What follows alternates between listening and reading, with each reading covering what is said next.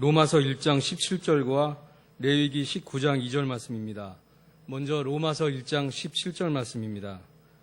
복음에는 하나님의 위가 나타나서 믿음으로 믿음에 이르게 하나니 기록된 바 오직 위인은 믿음으로 말미암아 살리라 함과 같으니라. 레위기 19장 2절 말씀입니다. 너는 이스라엘 자손의 온 회중에게 말하여 이르라. 너희는 거룩하라.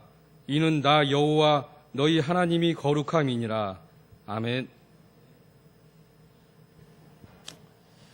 성도 여러분들을 지극히 사랑하시는 우리 아버지 하나님께서 이 모든 기도의 제목들을 꼭 기억하여 주셔서 들으시며 응답하시는 열매로 성도 여러분들의 삶의 자리에 풍성하게 채워주시기를 간절히 축복합니다. 우리가 소망했던 새해가 이제 세 번째 주일을 맞이하게 됐습니다.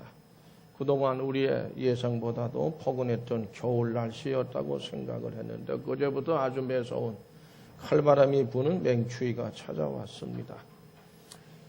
내일도 그렇고 굉장히 춥다 그럽니다. 또 한 주간 동안 어떤 차이는 있을지 몰라도 상당히 춥다고 그러는 것 같은데 그렇게 해도 그렇게 추위가 찾아와도 이제 한 달 정도만 지나고 나면 봄에 대한 기대가 높아지는 그런 때가 이제 곧 봄이 오지 않겠습니까? 구정 지나고 그러면은 한 달쯤 지나면 이제 3월이 이제 찾아오는데 그런 봄에 대한 기대 상당히 희망적이죠. 소망이 높아집니다. 그런 때가 계절이 찾아오리라고 생각합니다. 오늘 로마서 1장 17절의 말씀, 레위기 19장 2절의 말씀을 통해서 함께 은혜를 나누고자 할 때 주님께서 놀랍고도 넘치는 은혜로 우리 모두를 감싸 안아 주시기를 간절히 바랍니다. 금년에 우리 교단 총회 주제가 따라서 하실까요? 다시 거룩한 교회로, 큰 소리로 다시 거룩한 교회로. 지금까지 교회의 모든 모습이 좀 거룩하지 못한 모습들이 많이 있어서 사회의 비판을 많이 받고 있는데 다시 거룩한 교회로 이렇게 나가자 이런 의미로 그런 주제입니다. 우리 교회를 로마서 1장 17절의 말씀에서 오직 믿음으로 말미암아 살리라라고 정했습니다. 오직 믿음으로 말미암아 살리라고 하는 말씀의 의미는 오직 하나님의 백성으로서 오직 주님만을 믿는 성도로서 다른 그 어떤 가치 있는 것보다도 그 믿음만을 가장 귀한 가치로 확신하고 그 믿음을 지키기 위해서 살아가겠다고 하는 결단이고 다짐입니다.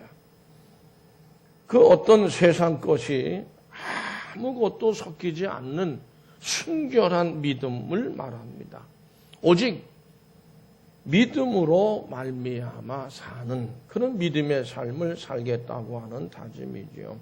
성도 여러분, 오직 믿음으로 말미암아 살리라고 결단할 때에 그 믿음은 어디에 뿌리를 둬야 될까요?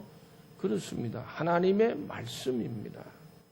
근데 믿음의 뿌리 말씀에 우리가 때때로 깊이 믿음의 뿌리를 내렸다가도 이게 좀 흔들려서 뽑히고 좀 그럴 때가 있습니다. 그렇게 되면 우리의 믿음이 흔들려요.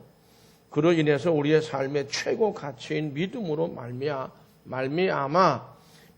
말미암아 살겠다고 했는데 그렇게 살지를 못하게 되고 또 세상적인 가치관에 빠져서 이게 그래도 육신이고 우리는 어차피 이 세상에 사는 것 아니냐 이러면서 믿음에서 자꾸 이게 흐물흐물해져 가지고 이렇게 좀 믿음이 이게 흔들리는 그런 결과를 가져오는 경우가 있습니다. 그런 분들이 더러 많이 있죠.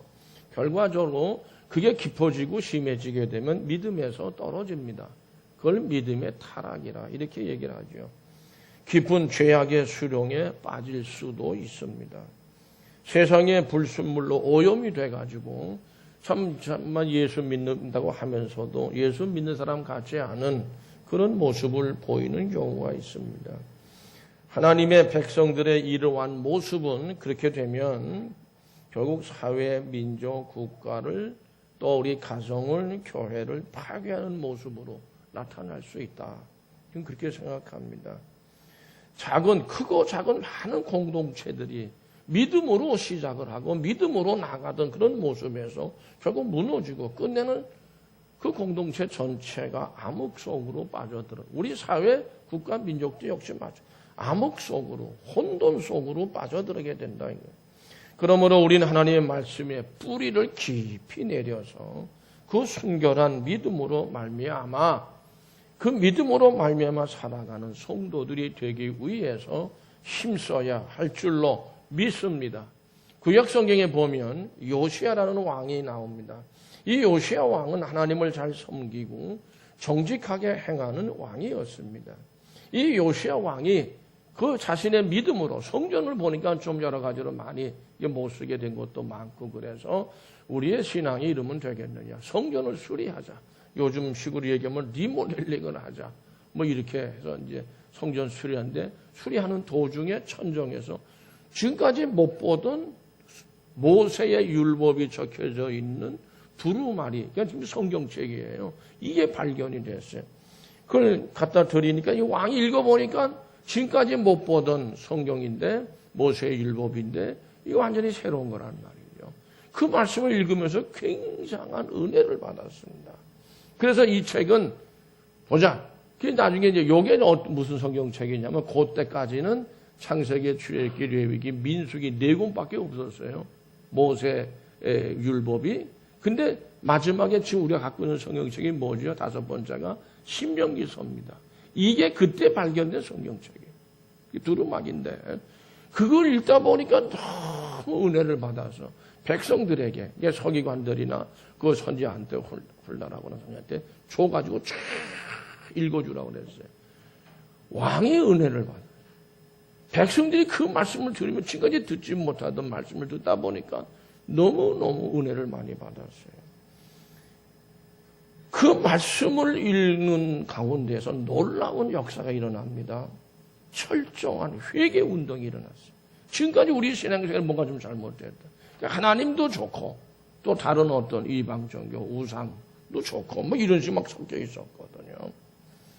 그때 거기에 대한 회개 운동이 일어나고 우리 신앙에 대한 부흥 운동도 일어나고 나라와 민족 사회도 이 하나님 말씀으로부터 새로워지는 놀라운 어떤 일이 일어나는 이게 영적 부흥으로부터 일어나는 새로운 사회가 변화가 되는 거예요. 나라가 변화되어지고 백성들은 자신들의 우리의 신앙생활에 지금 뭔가 좀 잘못되어 왔다 깨달았습니다. 그래가지고 뭐냐 찾았어요. 그 당시 이방 종교입니다. 바알, 신, 아세라, 여신 이런 우상들을 다 타파하고 일월 성신을 숭배하는 그런 모델로 다 제거해 버렸어요. 요시야 왕은 그 시대에 가장 타락한 것이 뭐냐 이걸 찾아냈습니다.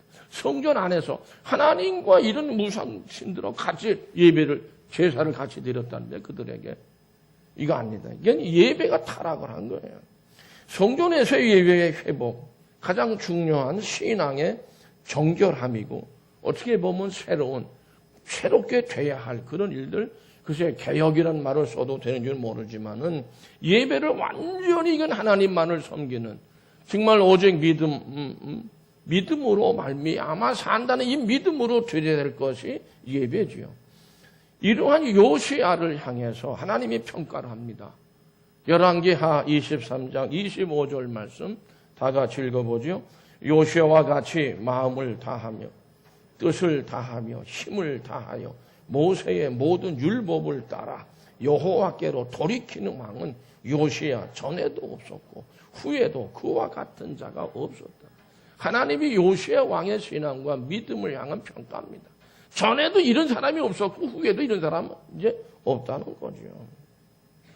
요시야 왕은 하나님의 말씀으로 영적인 신앙 그리고 부패한 사회 모든 현상들 정치 경제 뭐 이르기까지 오늘날 식으로 생각하면 그런 거 다 하나님의 말씀만을 믿는 그리고 믿음으로 말미암아 살리라고 제 해석으로는 그런 믿음으로 모든 것을 다 새롭게 했다는 것이죠. 성도 여러분, 온 백성들과 함께 요시야 왕은 오직 믿음으로 말미암아 살리라는 믿음의 결단.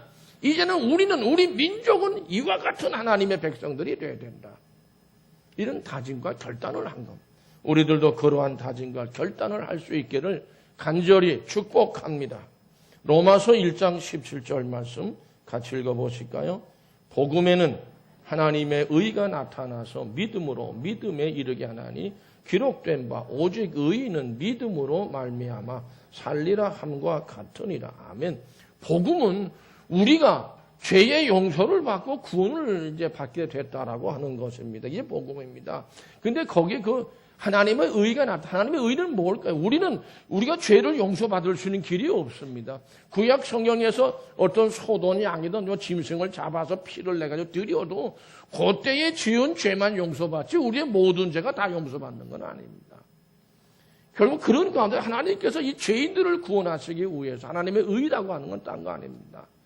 결국 이들을 구원하기 위한 길은 뭐냐는 거죠. 길이 없어요. 결국 찾아낸 길은 뭐죠? 독생자, 아들을 이 땅에 육신으로 보내셔서 우리들의 모든 죄를 다 용서할 희생 제물로 드리는 길이라는 거죠. 하나님이 우리 한 사람 한 사람 모든 죄인들을 다 당신 자신의 아들을 희생 제물로 드리심으로 이것이 하나님의 의라고 하는 것. 그게 아니고 하나님께서 야, 내 아들까지 뭐 있어. 야, 너는 나한테 잘 보여줄게. 너 이쁘게 보여줄게. 너는 죄를 사해줄게. 그게 아니에요. 모든 죄인들에게 다 은혜를 통해서 구원받을 수 있는 그 길은 당신 아들을 아낌없이 죄인들을 위해 희생 제물로 주신 그것이 하나님의 의라고 하는 거죠. 그러므로 그 의가 나타나서 믿음으로 믿음에 이르게 한 것. 그 사실을 믿는 자들은 다 죄의 용서를 받고 구원을 이게 복음이라고 하는 것. 그러므로 오직 의인은 믿음으로 말미암아 산다. 그 말씀이라는 거죠. 종교개혁자 마틴 루터가 우리 지난해가 종교개혁 500주년 되는 그런 해로 되어져 있어요. 이 마틴 루터는 이 말씀을 눈에 본 거예요. 그분은 원래 캐톨릭의 사제, 그러니까 신부였었습니다. 근데 이 말씀을 볼 때에 의인은 믿음으로 말미암아 살리라. 그렇다 구원은 오직 믿음으로만 오는 것이다. 받는 거다. 이렇게 그 눈이 확 떠졌어요. 깨닫는 거예요. 눈이 번쩍 뜨게 됐다고 그래요. 번쩍 뜨게 됐다는 이런 고백이 마틴 루터 입에서 나온 겁니다.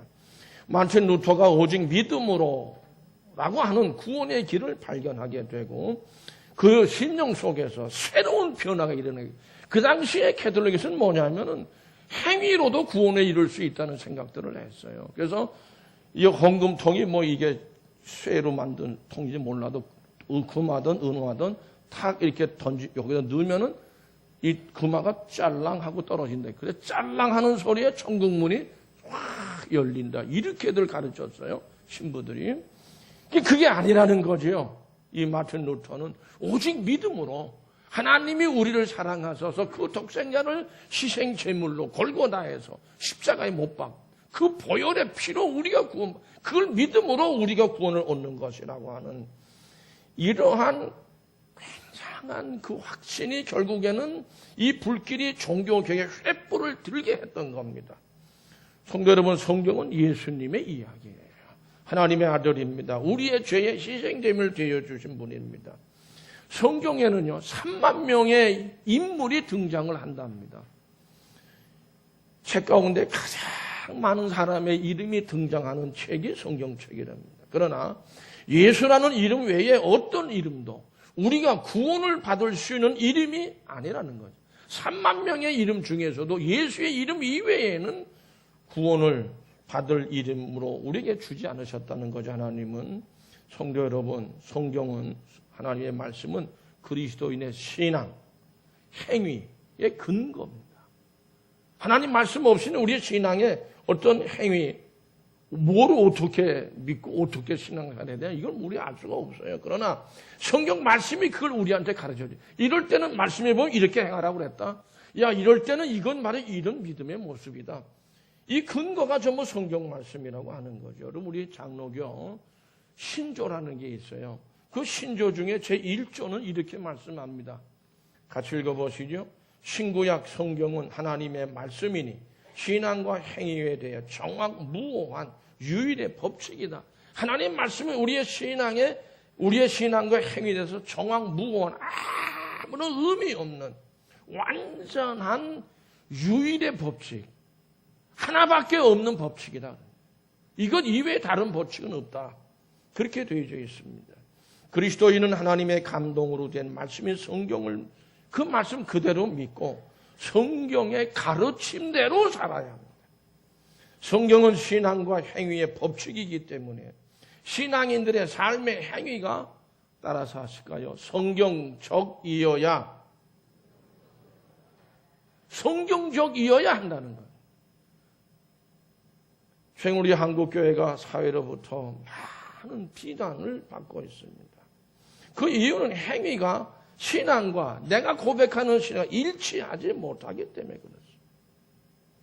그러니까 지식으로만 맴돌고 가슴 속에 감동이 없다 이거죠. 동대문 이런 데 가보면은 길거리에 좌판을 놓고 파는 나이 많은 어떤 그 아주머니들이나 뭐 좀 할머니 같은 분들이 계세요. 그분들이 그랬다는 거예요.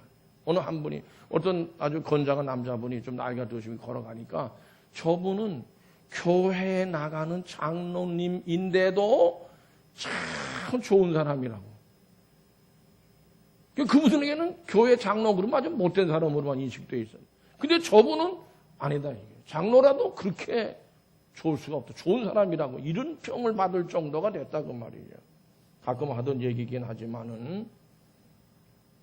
그러므로 성도 여러분, 이게 우리 가슴 속에 감동을 주지 못해서 그러니까 우리의 고백과 신앙생활이 이게 하나가 되어지지를 못한 데서 오는 비판을 받고 사실 그런 비판에 할 말도 없어요. 워낙 그런 일들이 많다 보니까 바울은 디모데후서 3장 14절에서 같이 읽어보시죠. 그러나 너는 배우고 확실한 일에 거하라. 너는 네가 누구에게서 배운 것을 알라. 아멘. 성도 여러분, 배워야 합니다. 성경 말씀 배워야 하고요. 신앙생활도 배워야 되고 교회 생활도 배워야 합니다. 기도하는 것도 배워야 되고 헌금하는 것도 배워야 되고 섬기는 것도 배워야 되고 다 자꾸 배워야 돼요. 그러다 보면 확신이 생겨요. 아, 그렇구나. 또 어떤 우리보다도 먼저 예수를 믿는 참 은혜 받는 분들이 있어요. 그런 분들을 통해서 야, 나도 저분처럼 신앙생활 해야지. 이거 다 배움에서 오는 거 아니겠어요? 그러면 그렇다. 나도 저분처럼 신앙생활 하자. 이거 확신해야 된다는 거죠. 그 확신하는 것에 거하라는 겁니다. 거하라는 말은 계속 그 신앙과 믿음으로 따라간다는 의미가 있거든요. 너는 네가 누구에게서 배운 거를 알며. 그렇습니다. 이 디모데는 어머니에게서 그 신앙을 배웠어요. 외할머니에게서 배웠습니다. 유니게와 로이스라고 그래요. 그리고 또 바울에게서 배웠습니다. 믿음의 아버지예요. 바울은 디모데에게. 그리고 그 배우고 확신이 돼 거하라. 끊임없이 항상 계속해서 성경 말씀대로만 살아가는 그거를 지켜나가라. 그 지켜나가라는 말씀이죠.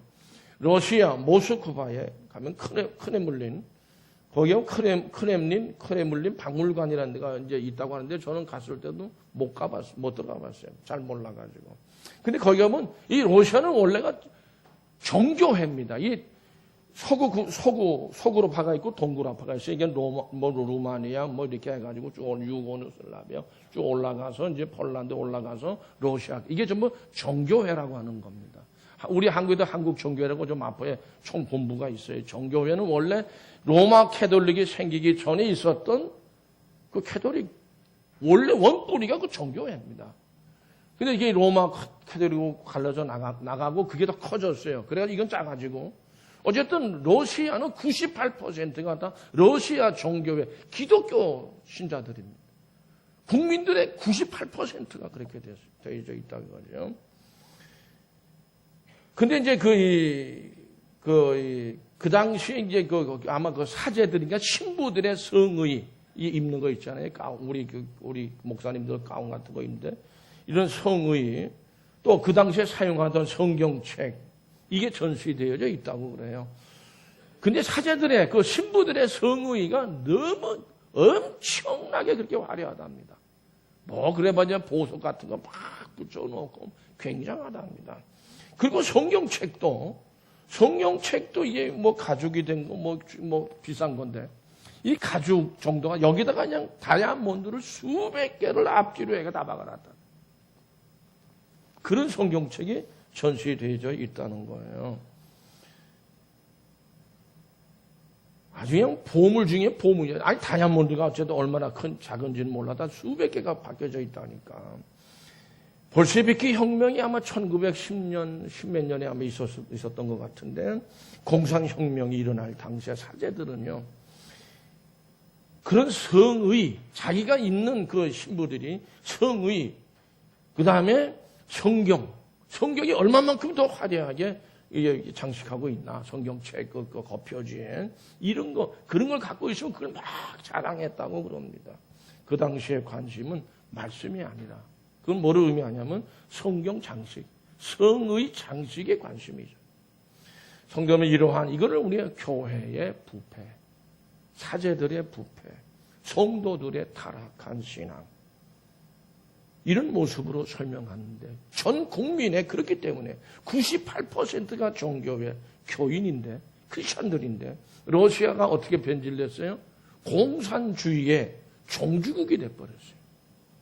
98%가 크리스천들이었는데 이게 교회가 부패하고 성도들 타락한 신앙 이 가져온 결과라는 거죠. 교회가 그와 같이 타락하고 쇠퇴해 갈 때 나타나는 특별한 현상이 몇 가지 있답니다. 첫째는 예배보다 회의를 더 소중하게 여긴다. 예배가 우리의 신앙생활 속 어떻게 보면 제일 중요한 모습, 제일 의미가 있는 예배에는 제일 막대한 예산을 투자를 해야 돼. 하나님에 대한 예배니까 뭐 좀 과한 얘기인지는 좀 몰라도 어쨌든 예배를 가장 소중하게 생각을 해야 되는데 예배보다는 회의하는 것을 더 소중하게 여긴다. 이게 첫째고 두 번째는 교회에 대한 관심보다는 교회가 세운 연합기관들이 많아요. 지금 우리나라에도. 거기에 관심이 집중이 된다는 겁니다. 세 번째는 성경 말씀을 상징화한다는. 그거는 그냥 그렇게 말씀하는 거고 그렇게 안 해도 다 된다. 성경 말씀 보면 뭐 이거 여러 가지로 많은 하나님의 명령도 있고 규례도 있고 율법도 있고 다 있단 말이죠. 그거 그냥 통과 의례지. 교회에서 목사 되고 장로 되고 권사 되고 뭐 집사 되고 하는 것도 다 그 통과 의례지 뭐. 그냥 그렇게 하고 지나가면 되는 거지. 무슨 의미가 뭐 있겠느냐. 성도 여러분 그렇지 않습니다. 목사가 되든 장로가 되든 권사가 되든 집사가 되든 말씀대로 살 때 그 가운데도 하나님이 약속하신 말씀대로 복을 내려 주실 줄로 믿습니다. 아멘 한 사람 하나도 없네. 전부 다 뭐 상징화 가는 모양이에요. 그냥 지나가면 그만이지 무슨 뭐 그거 가지고 그러느냐. 이거 진짜 상징화 한다는 거예요. 그냥 성도 여러분, 성경에 기록된 하나님의 말씀은 상징적인 말이 아닙니다. 1.1획도 변함이 없는 그 말씀대로 다 이루어지는 생명의 말씀인 줄로 믿으시면 아멘. 성경은 장식용이거나 액세서리가 아닙니다. 성경은 상징적인 말 절대 아닙니다. 성경은 살아계신 하나님의 권능의 말씀입니다. 말씀대로 이루어집니다. 뭐 그 예를 들려고 그러면 밤새껏 얘기해도 전 다 할 수 있어요. 많은 걸 봤어요. 말씀대로 살지 않아서 여러 가지로 여러분 뭐 일부 예배 때 한 말은 아니지만 안종호라는 우리 친구가 있었어요. 신학교 들어갔어요. 그리고 또 이제 같이 공부를 했는데 고민이 됐어요. 자기는 공부 더 이상 못하고 나갔어요. 나가다가 또 견디지 못하고 또 들어왔어. 우리보다 이제 한 1년, 2년 이렇게 후배가 돼버렸어. 근데 또 나갔어요. 그래서 우리가 찾아가서 그러지 말고 죽고 나서 하나 어쨌든 넌 아무래도 목회의 길로 가야 되지 않겠냐. 신학교 졸업하고. 근데 끝내 나가버렸어. 겨우 1년 6개월 있다 돌아온 소식은 뭐예요? 암에 걸려 죽었다. 제가 봐서는 그 사람 목사 됐어야 될 사람이에요. 어쨌든 뭐 이런 얘기는 그냥 듣고 넘어가시고 뭐 이렇게 뭐 억압적으로 하는 말은 아니니까. 성도 여러분, 성경은 살아계신 하나님의 권능의 말씀인 것을 꼭 믿으시기를 축복합니다. 그러므로 이러한 성경 말씀으로 우리의 삶의 그 근본으로 삼는 것이 세상을, 내 자신을, 우리 이 혼탁한 이 삶의 어둠의 이 세상을, 가정을, 교회를 요시야 왕 시대와 같이 새롭게 만들어가는 그러한 길이라는 것이죠. 이러한 믿음이 곧 제가 믿는 것은 오직 믿음으로 말미암아 살아가겠다는 그러한 믿음이고, 그 믿음은 순결한 믿음. 왜 말씀 이외에 다른 거는 믿지를 않으니까. 그럴 때 세상과 하나님의 백성이, 우리는 완전히 세상과는 다른 구별된, 이거를 거룩하다고 얘기를 해요. 하나님이 거룩하다라고 하는 거는 세상과 하나님은 완전히 구별되는 겁니다. 우리가 거룩해야 되는 것은 우리의 모든 삶이, 모든 그 행동과 그 모든 것이 말씀을 믿고 그 믿음으로만 살아가니까 세상 사람들하고는 다르다. 구별돼야지. 이걸 거룩하다고 얘기를 하는 겁니다. 그럴 때 세상과 하나님, 우리는 완전히 세상과는 다른 구별된 거룩한 하나님의 백성들이 되는 것입니다. 우리나라 근대 역사에 혁명이라고 불려지는 사건들이 있습니다. 조선 말에 동학 농민혁명, 근대에 들어서는 4.19 혁명, 5.16 군사혁명 등등 몇 가지 이런 혁명들이 있는데, 나라가 아주 대역사의 흐름 속에 대전환점을 이루는 그런 일들이 있었어요. 근데 이 혁명이라고 하는 거하고 개혁이라고 하는 거는 의미의 차이가 있다는 거예요.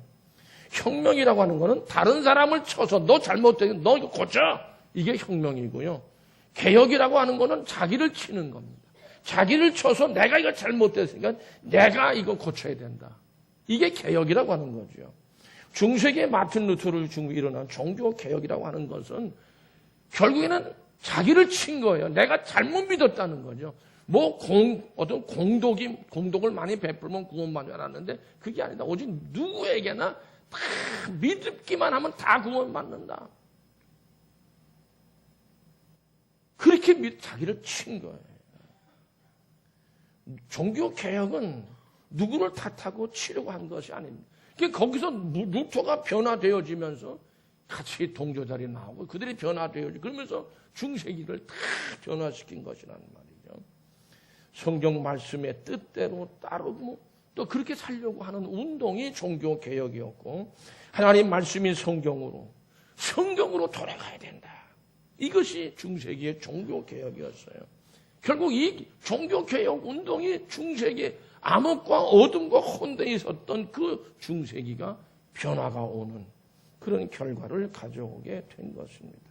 결국 어떤 형식적인 거죠. 말씀을 상징화하는 여기에 탈을 벗었고 교회의 본래의 모습입니다. 세상과는 달라요. 안 믿는 사람과는 다른 이런 어떤 거룩성을 회복하는 영성 운동이 종교개혁이었다는 거죠. 우리 독일의 유명한 신학자입니다. 칼 바르트라고 하는 이분은요, 공부를 많은 했지만은 학위가 하나도 없는, 대학 나온 것밖에 없는 사람. 석사 학위도 없고 박사 학위도 없는 사람. 그러나 지금도 제일 유명한 신학의 유럽의 지금 우리 기독교 신학의 중심지는 독일의 바젤 대학이라는 곳인데, 거기서 평생 교수한 로마서 소강해서라는 책을 썼어요. 로마서를 강해했어요. 이게 많은 사람들이 엄청난 감동을 주면서 내내 핵심은 그거예요. 오직 믿음으로 구원받는다 그겁니다. 결국 그 교수로 초빙이 돼서 시골에서 목회하던 사람이거든요. 근데 그래가지고 그 유명한 바젤 대학의 평생 교수가 신정통주의라고 하는 그 사조를 시작한 분인데, 이분이 이 카톨릭하고 우리 기독교, 저는 기독교로 항상 얘기합니다. 개신교로 가지 않고. 이 차이가 있는데, 이건 그러나와 오직의 차이다. 이런 식으로 설명을 했어요. 그래서 이 카톨릭은 하나님의 말씀을 믿음의 첫째 법칙이다. 이렇게 해석한단 말이죠. 제일 1번의 법칙이다. 그런데 우리 기독교는 어떻게 해요? 하나님의 말씀은 믿음의 유일한 법칙, 하나밖에 없는 법칙이다. 의미가 완전 달라요. 마틴 루터는 오직 믿음이라고 그렇게 깨달았습니다. 가톨릭은 그러나 행위도 유효하다. 구원에. 이렇게 얘기했고, 우리는 오직 은혜라고 얘기하지만 가톨릭에서는 그러나 행위를 통해서 구원을 받는 경우도 있다. 이렇게 얘기를 합니다. 우리는 오직 성경이라고 얘기하지만 가톨릭에서는 그러나 교회의 결정과 교황의 말도 성경과 같은 권위를 가지고 있어요. 교황의 말은 무음하다고 얘기를 해요. 그 사람들은요. 우리는 그 받아들이지 않습니다. 우리는 오직 그리스도라고 말하지만 가톨릭에서는 그러나 구원에는 오직 예수 그리스도예요. 근데 가톨릭에서는 성모 마리아를 통해서도 구원을 얻는 경우가 있다. 성모 구원서를 말합니다. 우리는 오직 하나님께만 영광이라고 하지만 가톨릭에서는 교황도 영광의 대상이 된다. 이렇게 얘기를 합니다. 우리하고는 너무 다르습니다. 아닙니다. 프랑스 남쪽에 가면 세벤느 산이라고는 곳이 있다고 그럽니다. 거기에 사막 박물관이라는 박물관이 있는 것 같은데 종교 개혁 이후에 가톨릭 내부에서 일어난 운동이 하나 있었어요. 종교 개혁이 일어나서 막 바람같이 휩쓸고 지나가니까 그리고 이제 프로테스탄트가 생겨나고 하니까 거기에 대한 반종교 개혁을 일으키자. 이렇게 해서 그 시대의 사건들을 정리해서 뭔가 전시한 박물관인 것 같습니다. 근데 우리 기독교도들이 프로테스탄트입니다. 가톨릭 교도들에 의해서 무참하게 학살된 사건이 있어. 그 유족이 거기에 그 유품들이나 이거 다 거기 그 박물관에 있다는 거예요. 아주 눈뜨고 볼 수 없는 참혹한 그런 무참한 박해를 받았다는 거죠. 이교도가 기독교인들을 박해하는 거 비교할 수 없을 정도로 그렇게 아주 처절하게 아마 그 박해를 했던 것 같습니다. 성도 여러분, 지금도 우리는 오직 믿음으로 말미암아 살리라. 그분들은 그 믿음을 가지고 그런 어떤 죽음의 자리까지 간 거 아니겠습니까? 그 신앙으로 그 하나님 말씀의 뿌리를 내리는 그런 신앙으로 돌아가려고 하는 그러한 모든 운동 또 그러한 결단 그런 신앙의 길에서는 때로는 엄청난 저항을 받을 수 있다. 어쩌면 그런 어떤 박해를 핍박을 받을 수 있다는 것. 고난을 각오할 수밖에 없어요.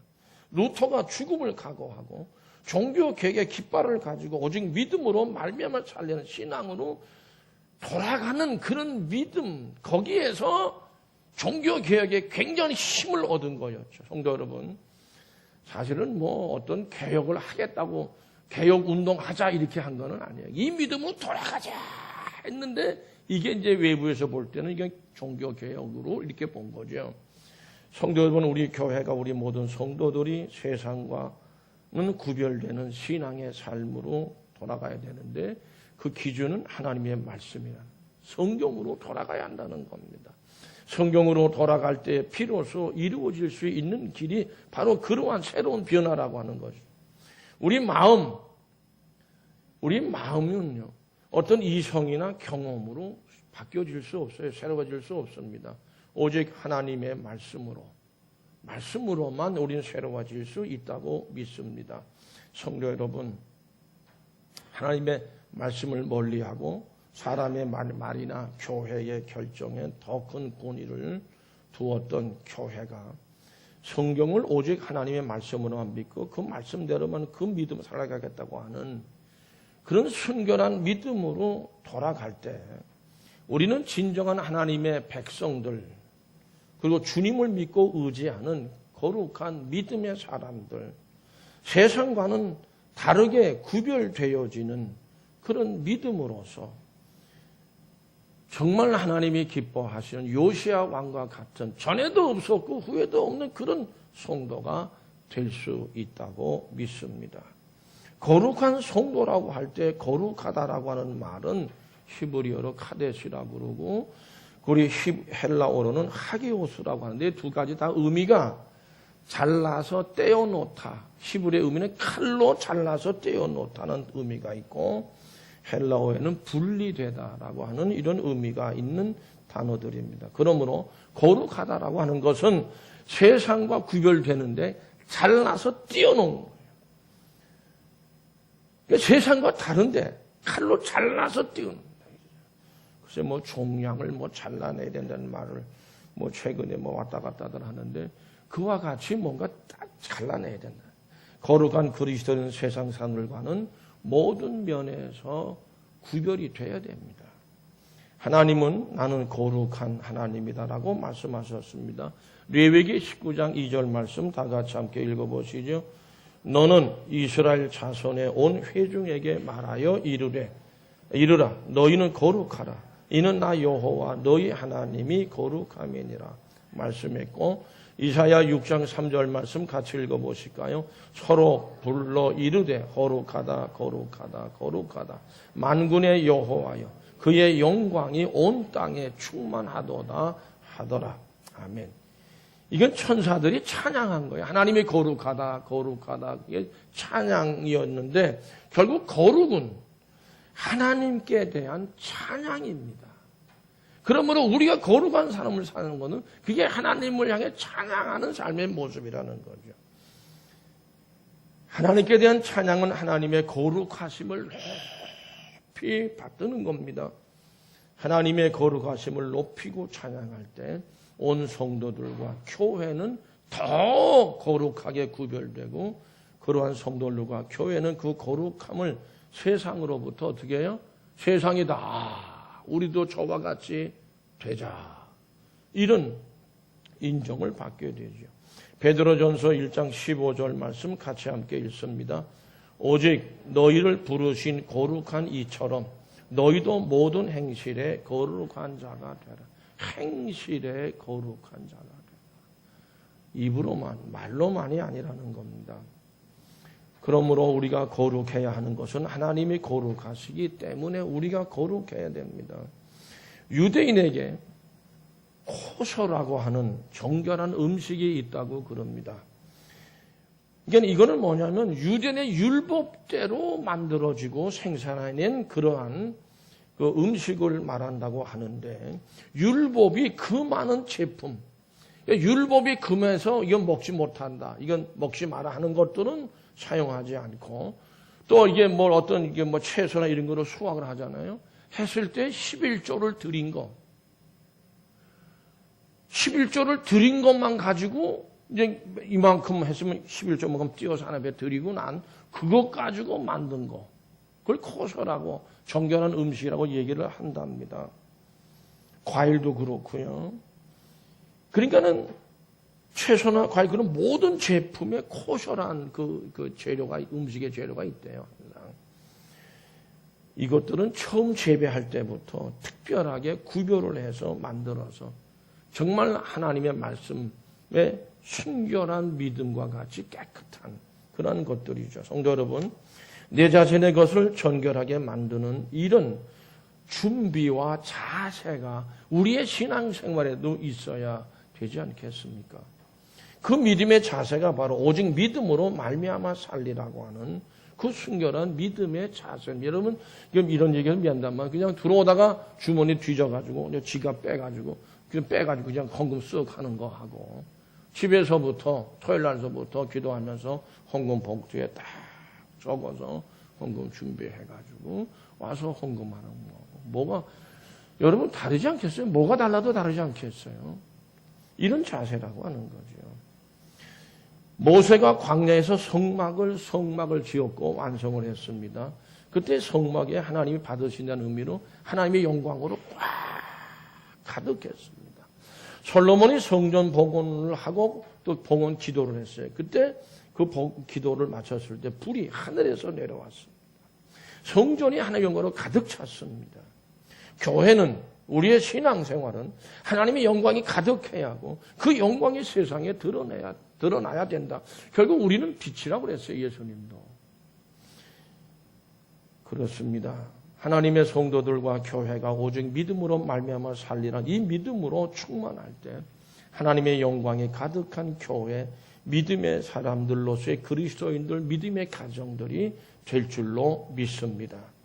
오직 믿음으로 말미암아 살린 믿음의 고백으로 그리고 그 믿음 안에 거하려고 할 때 우리는 순결한 믿음으로 세상을 생명의 말씀의 빛으로 환하게 비출 수 있습니다. 하나님의 영광이 우리의 삶 가운데 크게 임하게 될 줄로 믿습니다. 그와 같이 되기를 간절히 축복합니다. 성도 여러분, 우리는 하나님 말씀을 그 어떤 시인이나 소설가의 작품을 분해하고 분석하듯이 생명의 말씀인 성경을, 하나님의 말씀을 그렇게 다루지 말아야 합니다. 말씀 앞에 엎드리고 순복하는 그런 믿음으로, 순결한 믿음으로, 오직 믿음으로 말미암아 살리라는 고백하는 믿음의 사람들, 그런 자세로 하나님 말씀을 받아들여야 된다는 것이죠. 그러한 믿음의 사람들이 되시기를 간절히 축복합니다. 기도하시겠습니다. 함께 하셔서